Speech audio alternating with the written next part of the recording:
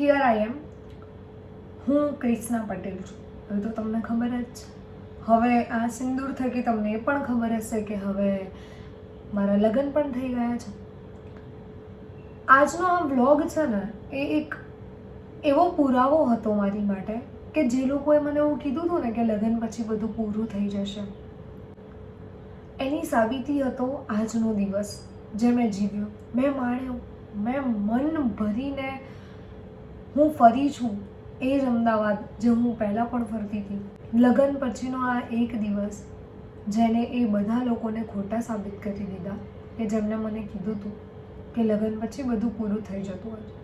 પણ હું એમ કહું છું કે એને જોવાનો નજરિયો બદલી દો તો લગ્ન છે ને મારી દ્રષ્ટિએ સ્પેશિયલી એ છે ને પૂર્ણ વિરામ નહીં પણ અલ્પ વિરામ છે. જે સપનાઓ જે જીવનમાં અત્યાર સુધી નથી કર્યા એ એડવેન્ચર્સ, જે જગ્યાએ તમે નથી ફર્યા એ જગ્યાએ જવાનું બાકી છે એ વસ્તુ માટેનું એ અલ્પ વિરામ હતું જ્યાં હવે એક મનગમતા વ્યક્તિ સાથે પૂરું થવાનું છે. કેમ લોકો લગ્નને પોઝિટિવ દ્રષ્ટિથી નથી જોતા? ક્યારે જોયા કોઈને જેને તમને બેસીને એવું કીધું હા લગ્ન કર મજા આવશે?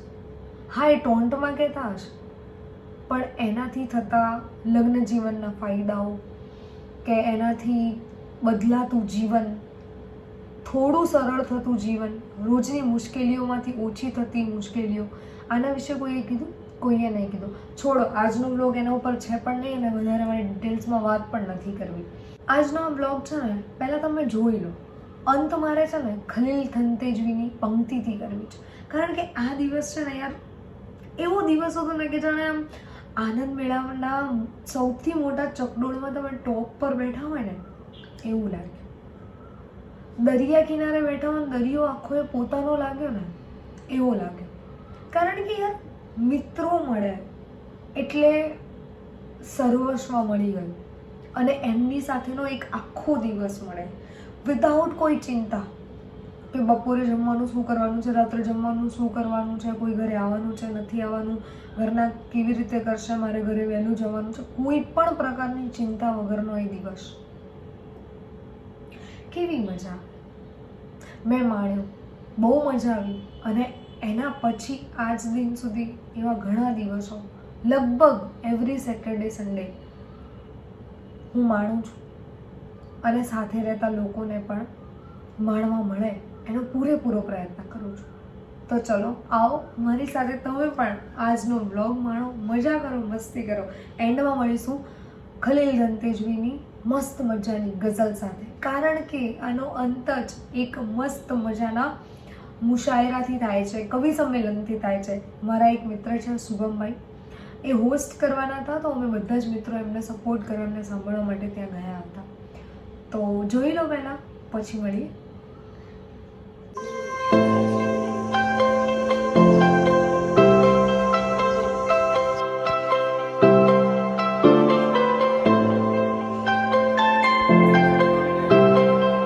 ચાવીના મને ચેન પડે નહીં જી.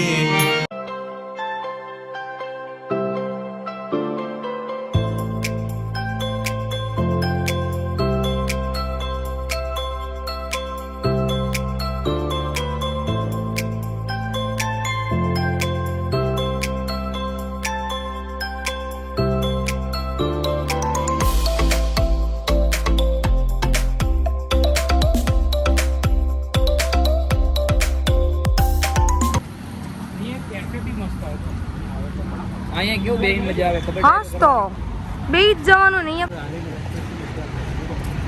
હા, ગાંધીનગર રહેતા તો હું સાંભળું છું. 6 મહિના રસ્તે આવે ત્યારે હું મકાન ગોતતો હતો, ત્યારે મકાન મળે ને. હા, અને આવા ખરા તડકામાં ઓલો મોટું બેગ આવે ને ટ્રેકિંગ બેગ, હા, એ આખું ભરીને મકાન ગોતવા નીકળ્યા હતા. ઓહ, અને ત્યારે ભૂખ લાગી ને ત્યારે આ ગુલમર તોડીને ખાધા હતા અમે. અને હા પાણી પીને હા, એટલે આટલામાં પેટ બી ભરાઈ જાય. ગુલમર એટલા ખાધા હતા. બાપ, શબ્દો આપતા પહેલા સ્પર્શ કરી લેવો. શબ્દો આપતા પહેલા સ્પર્શ કરી લેવો. કોણે કહ્યું એવું કે શબ્દોથી કદી કવાય નહીં? ક્યાં વાત હે, ક્યાં વાત.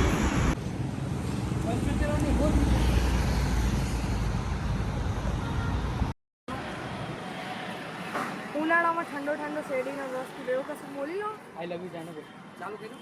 હા હા. એ હાલો ઉનાળાના તડકામાં તીખા તડકામાં મીઠો સ્ટોપ.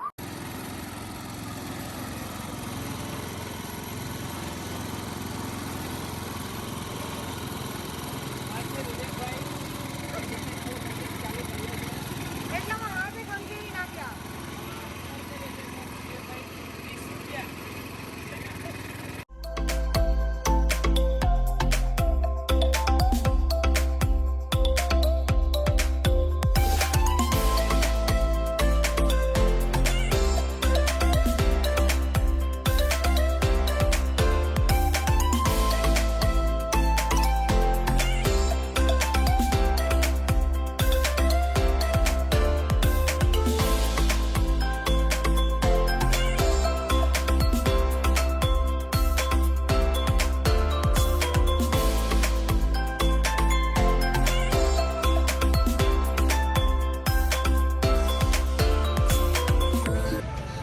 ચલો ફૂક પ્રોડક્ટ બધું ફાઇનલ આવે.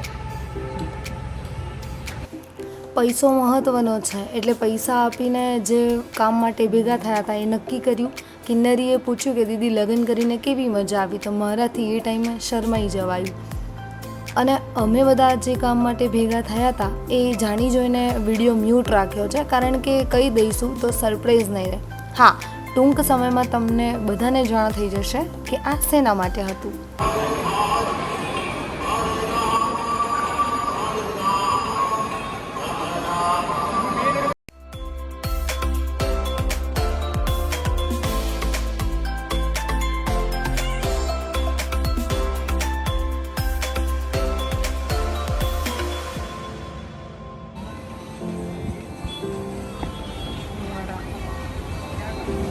અમારી ગઝલ આવ્યું સાચી ફરી બોલો. શું એના પછી અમે ચા પી લીધી અને ચા પીતા પીતા અમને ચા સાથે પ્રેમ થઈ ગયો. પહેલી નજરનો પ્રેમ એટલે ચા અને ચા એટલે ચા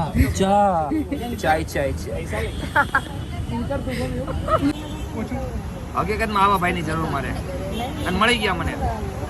ઈશ્વર પામી ગયો હું. આવા નહીં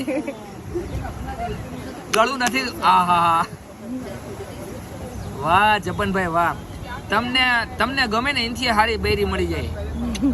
વાહ જપનભાઈ. અરે જપનભાઈ નું ધ્યાન જ નથી પણ. ના છે જે સાંભળો કાનથી સાંભળવાનું હોય. શિક્ષકોનું ધ્યાન બધે હોય. આખો રોટલો નહીં તો અડધો દેજે, ઉપકારનો નહીં પચે મને, મારા હકનો દેજે. Please welcome on the stage Hemangbhai પુરોહિત.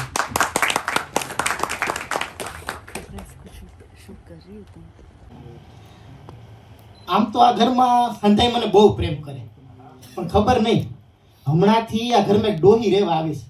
એને મારી હું વાંધો છે ને એ જ નથી સમજાતું. મારી હારી જઈ હોય ને તે મારે હું ડોરા ફાડીને જ જોતી હોય. માલિક જેવા ઓફિસેથી આવે ને એ બી હું દોડીને એની પાસે બેસી જાઉં તો માલિક મને આખા દીની હંધી વાત કરે, પણ એ ડોહી વચ્ચે વચ્ચે બોલ્યા જ કરે. માલિક જવાબ ન આપે, આમું ન જોવે તોય એનો કોકો ગુઈટા જ કરે. મને કોક વાર એમ થાય કે હું આને ઊભી થઈને કહી દઉં કે ભાઈ નથી તારી વાતમાં રહે ને વાત ઘરમાં ને, પણ પછી મને થાય કે ઘરમાં એક શીતલ માર્કિંગ છે એ જ એના માટે કાફી છે. એની સામે કાંઈ ન બોલે, એ એક વળકું ભરે ને તો બાકી સીધી ભરી જાય ખૂણામાં. પ્રેમથી બોલાવે ને તોય એને વાંધો, નમન મને બોલાવે તોય એને વાંધો, હું ઘરમાં રખડું તોય એને વાંધો, મંદિર પાસે જાઉં તોય એને વાંધો, અને હંતી વાતથી વાંધો.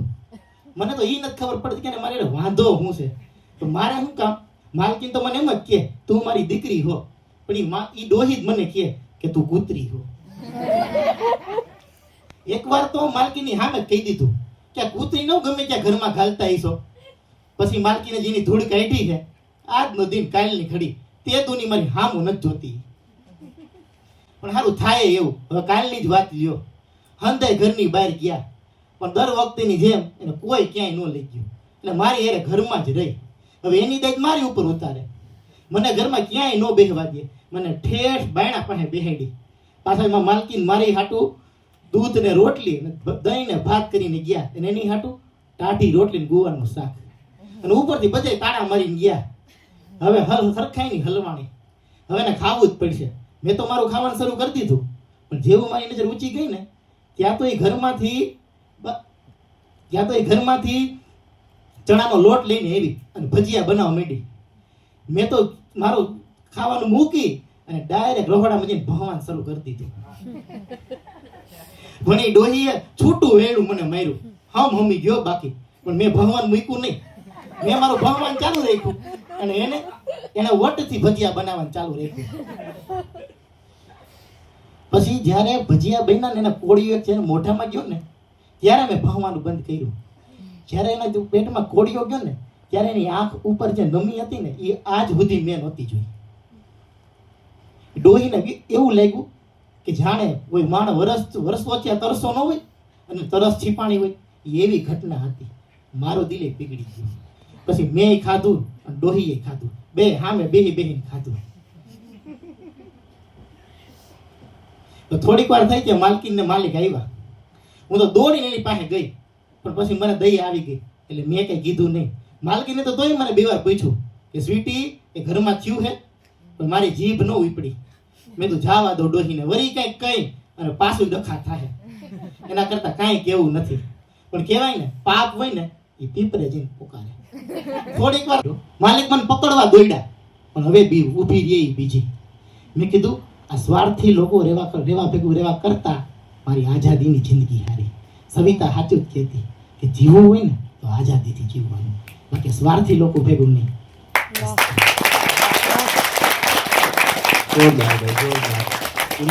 કરવા પાછી વાતો કરે કે આમ ઘૂઘવાટા ના કરા, મને કાનમાં વાગે છે. અને વૃક્ષો તો જાણે અમથીના અંતરના ગીતો પર ઝૂમતા હોય એવું એને લાગ્યા જ કરે.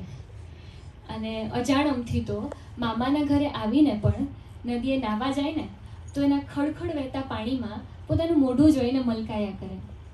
એ ફૂલોની વેણી પોતાના માથામાં ભરાવ્યા કરે અને પ્રકૃતિ સાથે વાતો કર્યા કરે. પણ અમથીની આ ખુશીને કોઈની નજર લાગી ગઈ. અમથીના મામાએ આંખો ઉપર મરે છે, કાજલ ઉપર મરે છે. છોડી જટિલ બાબત સિમ્પલ ઉપર મરે છે. આંખો ઉપર મરે છે, કાજલ ઉપર મરે છે.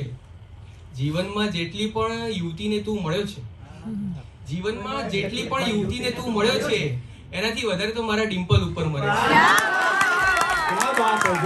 હું રેપિડોમાં બરોબર,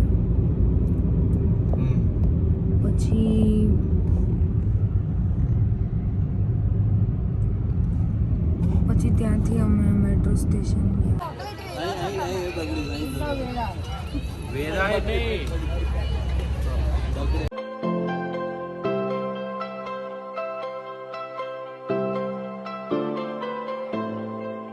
તો ખલીલ ધનતેજવીના ઘણા બધા ગઝલ સંગ્રહની વચ્ચે સાદગી નામના પુસ્તકમાંથી એક ગઝલ જે મારી બહુ જ આમ મનગમતી છે.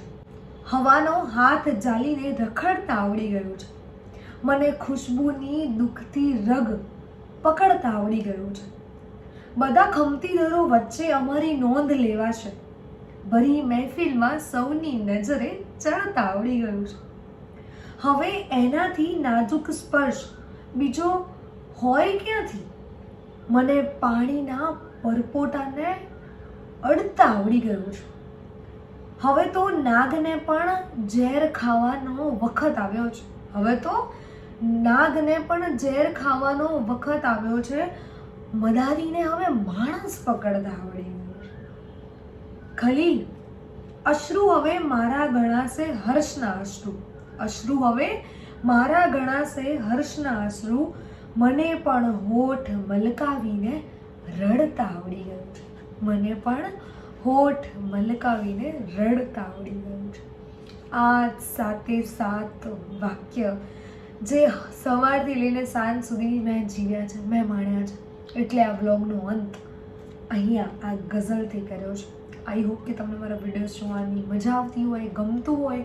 અને એનાથી વિશેષ આ કોઈ એન્ટરટેનમેન્ટ માટે તો નથી જ, પણ હા, મારો એકમાત્ર ઉદ્દેશ એવો છે કે હું જે જીવી રહી છું, હું જે જીવનમાં કરી રહી છું, ક્યાંક ને ક્યાંક કોઈક ખૂણામાં કોઈ વ્યક્તિનું એ સપનું છે, યા તો કોઈ વ્યક્તિ જિંદગી જીવવા માંગે છે, ત્યાં જવા માંગે છે, તો એ મારા વ્લોગ થકી થોડું તો થોડું પણ એ માણી શકે, એ આશા રાખી શકે, એ જિંદગી જીવવાની એમાં એમાં એ સપનાનું એ બીજ વાવી શકે એના માટે જ.